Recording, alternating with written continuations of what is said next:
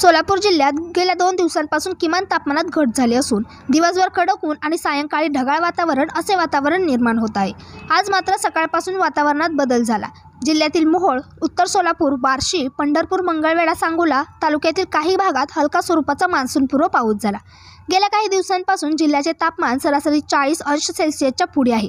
मागच्या आठवड्यात तर ते 43 ते 44 अंशावर पोहोचले होते, परंतु गेल्या 2 दिवसात मात्र वातावरणात काहीसा बदल झाला आहे। तापमानात घट होत आहे। सांगोला तालुक्यातील कडला, जवळा, बोरगेवाडी, हांगिरगे, घेरडीसह परिसरात भरपूर पाऊस पडला आहे।